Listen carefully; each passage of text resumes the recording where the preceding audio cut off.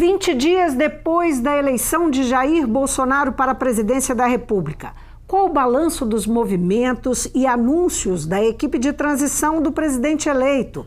E quais as perspectivas de um governo que terá importante presença de militares, promessa de uma política econômica ultraliberal e um forte viés conservador?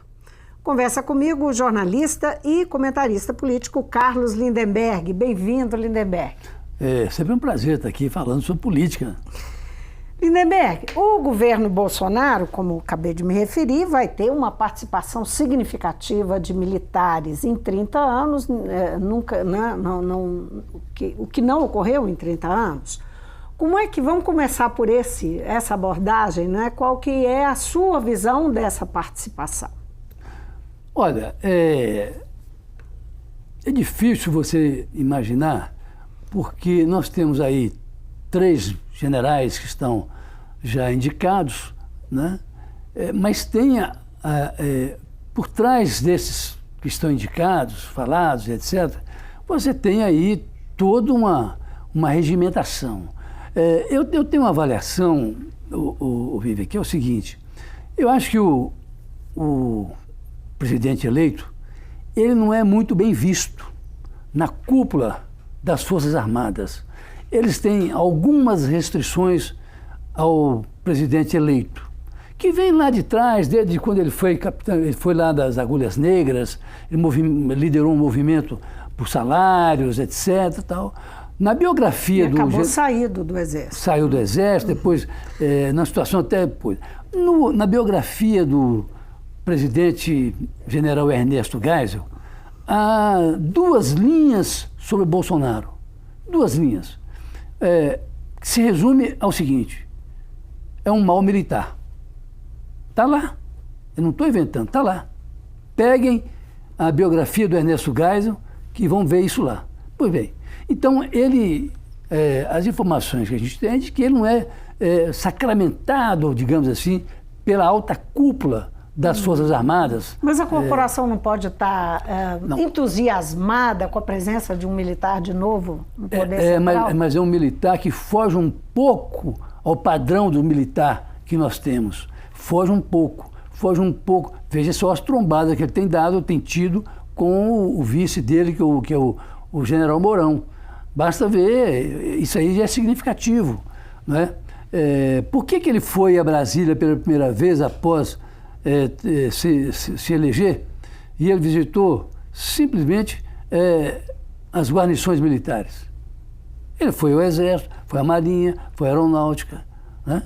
Ele não foi ao Supremo, depois que ele voltou ao Supremo Tribunal, que seria o normal. Ele foi lá, digamos, prestar continência àqueles que são, na verdade, a alma do Exército brasileiro. Esse pessoal que faz isso. Agora, você vai dizer assim, mas esse pessoal não é também conservador? É essencialmente conservador. Basta ler as declarações do general Mourão e tantas outras que vê por aí, né? Agora, essa presença representa alguma ameaça à governabilidade? Não, eu acho... A médio e longo prazo? Acho que não. Acho que, pelo contrário, acho que essa retaguarda, digamos assim, é que garantiria essa estabilidade ao Bolsonaro na presidência da República. Há uma leitura... Não estou falando de outras instituições. Estou dizendo a presidência da República. Porque esse pessoal é muito... outro dia alguém me fez uma análise dizendo o seguinte: se o Bolsonaro, por acaso, não concluiu o mandato, o general Mourão assumiria. E eu falei, mas peraí, que isso? Como é que pode? Não, a segurança estaria no Mourão e não necessariamente no capitão Bolsonaro. Então, veja que não é só uma sutileza isso. Isso é um dado de realidade. Quem me contou isso foi alguém que já frequentou a Escola Superior de Guerra, a ESG, e não a ADESG, a ESG, portanto conviveu com esses que estão hoje no comando da Marinha, da Aeronáutica e do Exército. Então, eu acho que esse pessoal é que vai dar esse respaldo para ele. Porque se deixá-lo solto, ele pode fazer como fez como deputado. Entendeu? Agora, há uma percepção, inclusive de cientistas políticos, de que o governo Bolsonaro, se contrariado, ou o presidente eleito, se contrariado, pode vir, isso é um prognóstico, uma leitura que se faz, pode vir a assumir posições autoritárias, não é? E a presença dos militares seria, digamos, contribuiria com isso, com essa posição. Isso não é uma coisa que te preocupa? Eu acho o contrário. Você acha que é o contrário? Eu acho o contrário. E torço para que seja o contrário. Porque se eu tiver algum ataque qualquer, resolver assumir posições mais autoritárias, belicosas principalmente, eu acho que esses que seriam, em tese, subordinados a ele, esse corpo reagiria no sentido de calma, não é bem assim. Sim. Agora, Lindenberg, ele está cercado, Bolsonaro está cercado por grupos diferentes. São os militares, é o pessoal da economia, o grupo que se formou aí a partir de Paulo Guedes, não é? Na área econômica. Você tem ali a família, os filhos, o pessoal que tem aí uma orientação religiosa significativa. Então, você tem grupos que estão ali no núcleo duro, inclusive, correto. Será o próximo governo. Como é que você vê a convivência entre esses grupos e a capacidade do Bolsonaro de fazer isso funcionar a serviço do governo, em harmonia e não haver conflito, não é? Porque eles já demonstram a situação de conflito. Isso nós só vamos ver quando estiver montado o governo e o governo funcionando. Porque, como você registrou bem, você tem vários bolsões no entorno do Bolsonaro, a começar pela família, né? Os filhos, o senador, o deputado, etc. Você tem, de outro lado, você tem os evangélicos, que, né, capitaneados aí pelo Malafaia, pelo Bispo Macedo, enfim. Você tem esse apoio da Record, que se contrapõe à Globo nesse momento. Você tem o grupo econômico do Posto Ipiranga, do Paulo Guedes, né, que tudo agora é do Paulo Guedes. O Paulo Guedes nomeou todo mundo na área econômica. Temos agora o super-ministro da Justiça, Sérgio Moro. Você tem do outro lado o ministro da Justiça, o Sérgio Moro, que é também tido como um super-ministro. Ou seja, como é que esses grupos vão conviver no bojo de um só governo, né? Eu tenho a impressão que vai ser meio complicado, porque você tem, além disso, você tem as instituições. Além do governo em si, que é cheio de recortes, você tem as instituições funcionando. Tem um grupo do Onyx também, que ele comanda, né? Tem o grupo do Onyx. Representando o Congresso. Né? Mas você tem, do outro lado, o Congresso funcionando. Você tem o Judiciário funcionando. Como é que essas coisas vão se ajeitar? Até porque a vitória do Bolsonaro foi uma coisa, não é segredo para ninguém, foi uma coisa espantosa, não era exatamente o esperado, né? Mas, enfim, se elegeu, e repito aqui, como já disse aqui uma vez, elegeu-se, toma posse e governa. Não tem esse negócio de ficar dando golpe também, não. E aí o país não aguenta isso, não.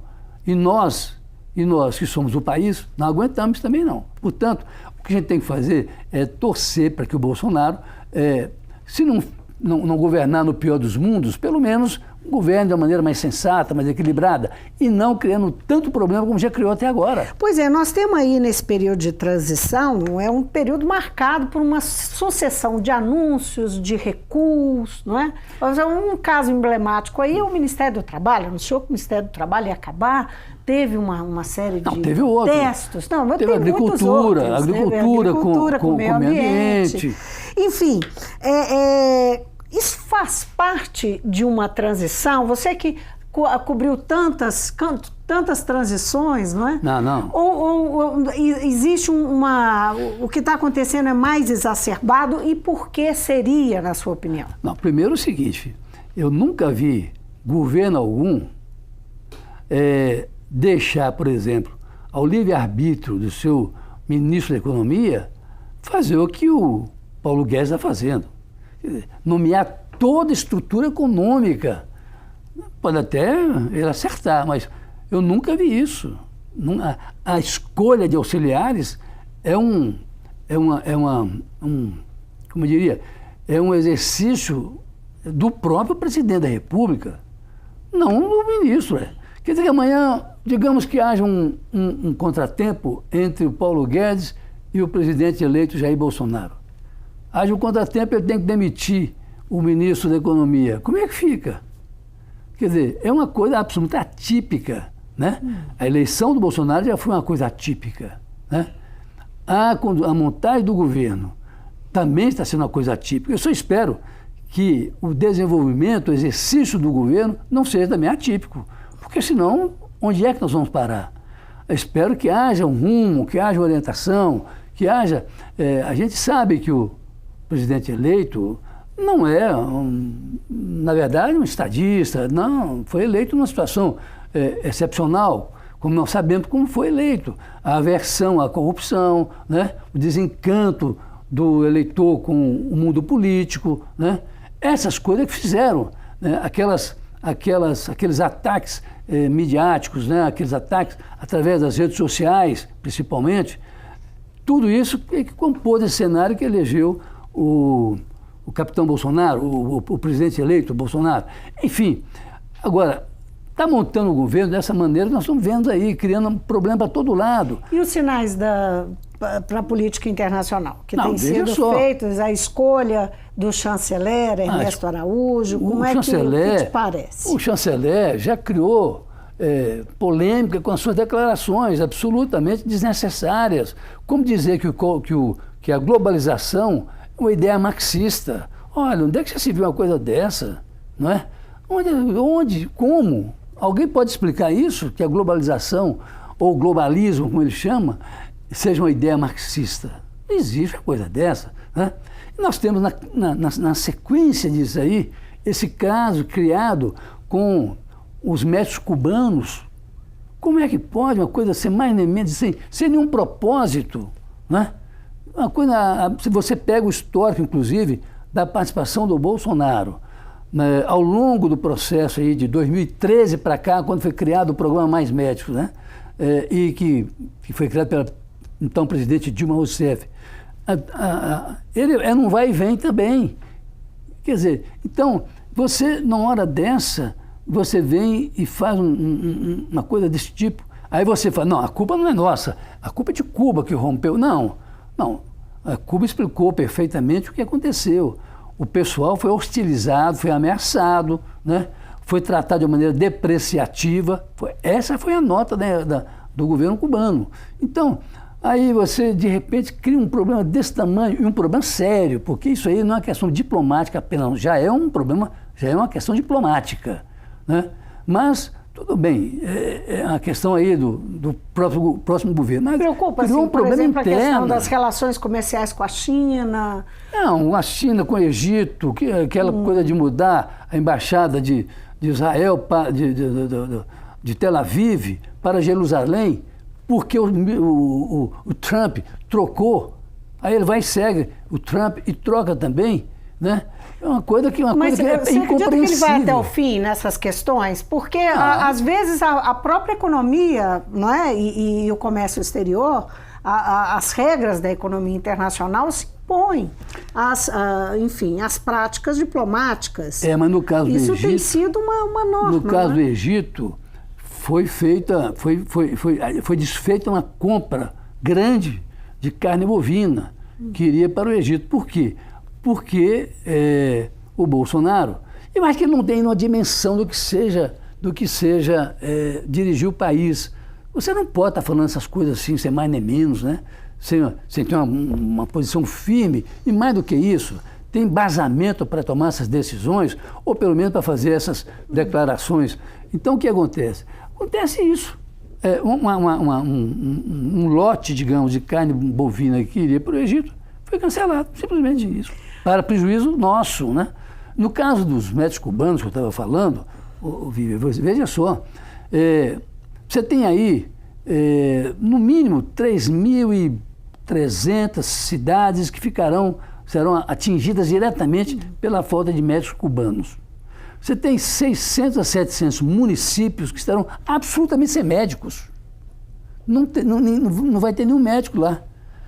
O Temer está aí apertado agora, de uma hora para outra, aí, com esse negócio de ter que remontar isso, refazer isso, né? Em função de uma tolice, questão ideológica, meramente ideológica, não tem nenhum outro sentido, né?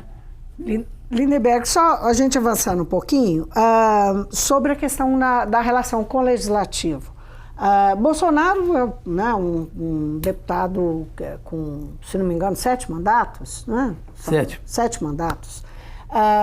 Conhece bem a Câmara, conhece bem o Congresso e sabe da importância e do lugar do Congresso Nacional na relação dos poderes. Mas como é que você imagina que vai ser essa relação, considerando que o Bolsonaro tem, enfim, que tem digamos, um perfil, não é, pouco comum e que sempre foi baixo clero, sempre teve uma relação independente na casa. E como é que vai ser essa relação e se ele vai realmente obter a maioria, não é? Logo no início da formação? Olha, as perspectivas dele nesse primeiro ano, que a grande meta é aprovar a Previdência. Deixa como é que eu você lhe enxerga dizer. isso?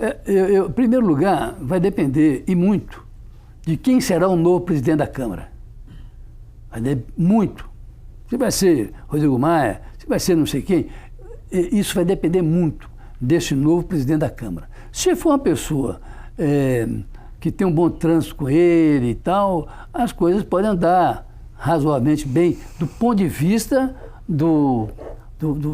da falta de conflito entre os poderes. Isso aí é outro problema. Que pode haver conflito entre os poderes? Pode sim, pode. De outra maneira, eu vejo também que, sendo o Bolsonaro originário da Câmara, convivendo ali com o baixo clero, aquele pessoal mais ligado aos grupos, o grupo evangélico, aquele grupo religioso, né, ali do neopentecostais, etc., eu tenho a impressão que ele ali vai manobrar bem também, né? Você tem o Onyx Lorenzoni, que é muito ligado à bancada da bala, à bancada ruralista. Talvez ele consiga também com o Onyx, que vai ser o ministro da Casa Civil, né? Consiga também um bom trânsito. Agora, o que me preocupa não é isso, é o tipo de mensagens, tipo de projetos que ele vai mandar para a Câmara. Porque que ele pode ter maioria na Câmara, pode ter, não tenho dúvida disso. Sempre teve esses governos todos tiveram. Esse Michel Temer que está aí, com 3% de popularidade, ele teve maioria. Agora, o meu problema, o meu receio é o seguinte: que tipo de projetos que o governo vai mandar para a Câmara de Deputados, vai mandar para o Senado. São projetos que avançam, fazem o país avançar, né, em relação ao restante do mundo. Nós vamos voltar àquela coisa boba da cartilha que foi atribuída aí ao kit gay. Vamos voltar a essa bobagem? Não tem sentido isso. Claro que não tem sentido. Vamos falar um pouquinho de Minas Gerais, senão não dá tempo. Romeu Zema tem pela frente uma pedreira. Um Estado numa situação seríssima, econômica e financeira. Aqui na casa, que é do partido dele, 3 deputados. Ele tem que formar base. Como é que você que está acompanhando a movimentação, como é que você vê as perspectivas dele formar uma base que dê a ele sustentação suficiente para ele enfrentar os problemas que vai encontrar?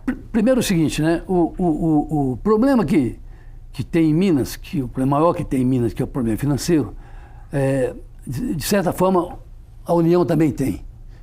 O problema da União é terrível. A União já entra com o próprio governo com um déficit absurdo déficit, né? O que vale, na verdade, da União, o que pode ser de grande utilidade para a União, são reservas externas. Tem mais autonomia para dar a solução. Tem 400 bilhões de dólares de reservas, então isso pode ajudar um pouco o Paulo Guedes a manobrar essa questão aí. Segundo, tem o governo federal tem que vender, vai vender, disse que vai vender várias coisas, então pode capitalizar mais ele. Bom, agora, o Romeu Zema aqui em Minas, a relação dele com a Assembleia pode ser boa. Já sabemos aí que uma parte de uma bancada aí já foi se oferecer. Já foi se entregar. Não, viemos aqui, nós somos as ordens, votamos tudo que o senhor quiser lá e tal, não tem problema e tal. Quer dizer, esse tipo de coisa, esse pragmatismo da Assembleia é uma coisa que a gente conhece, não é de hoje. Não é de hoje, esse pragmatismo da Assembleia. Então, também acho que não será muito problemático, a menos que ele queira desconhecer a importância da Assembleia Legislativa como parte do Estado, portanto, alguém que pode criar problemas sérios para ele. Por exemplo, a reforma da Previdência. É a bomba que vai estourar, né? Vai estourar na mão dele qualquer hora. Vai estourar não, já estourou praticamente. E ele vai ter que dar uma solução para isso. Como é que ele vai resolver isso, né? Ele vai ter que conversar muito, vai ter que ceder, não pode vir mais com aquela posição, aquela postura de que, olha, eu posso tudo. Até porque a eleição do Romeu Zema aqui em Minas Gerais, ela foi muito parecida com a do Bolsonaro em nível nacional. Muito parecida, muito baseada nessas coisas aí de redes sociais, etc. etc. É um moço que veio do interior.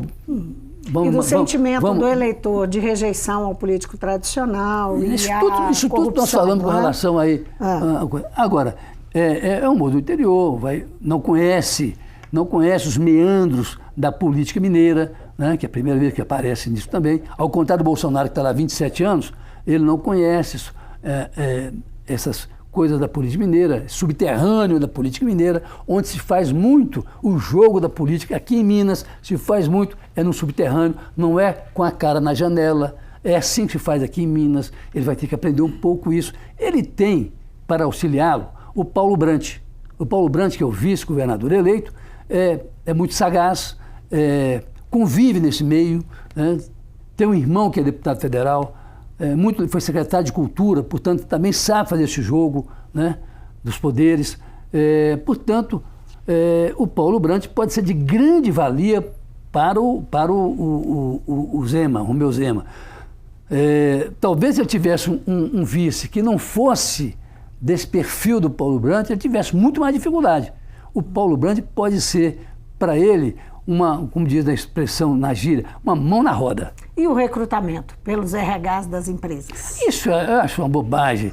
Isso é como você fazer recrutamento pelo RH para secretários, etc. Desculpa, mas é de uma bobagem que não tem tamanho, né? É querer ser diferente naquilo que não precisa ser diferente. É como você querer montar um museu da corrupção no Palácio das Mangabeiras. Quem conhece o Palácio das Mangabeiras sabe que ele não merece nem o nome de palácio. Aquilo é uma casa, um casarão que está lá. Não tem o menor sentido fazer um negócio daquele. Eu acho que o Romeu Zema deveria olhar um pouco mais para essas instituições, esse simbolismo que é a política mineira. Ainda que ele queira ser uma pessoa diferente, que ele queira demonstrar que ele é um empresário, não é um político tradicional, ainda assim, esses valores permanentes da política mineira ou da cultura mineira, ele deveria preservar. Carlos Lindenberg, obrigada por ter vindo. É um prazer estar aqui. Eu conversei com o jornalista Carlos Lindenberg, ele é comentarista político de rádio, jornal e TV. E nós conversamos aqui sobre esses últimos 20 dias, principalmente sobre esses últimos 20 dias pós-eleições, com o presidente eleito, Jair Bolsonaro, a equipe de transição, as idas e vindas, os anúncios, as escolhas, as perspectivas. Também aqui em Minas, o governo Romeu Zema, os seus desafios e a relação com o Legislativo. O Mundo Político fica por aqui. Obrigada por nos acompanhar. E se você quer rever a entrevista, é só acessar o YouTube ou nosso site. Você também pode interagir com a gente por e-mail ou pelo Twitter. Então, até a próxima.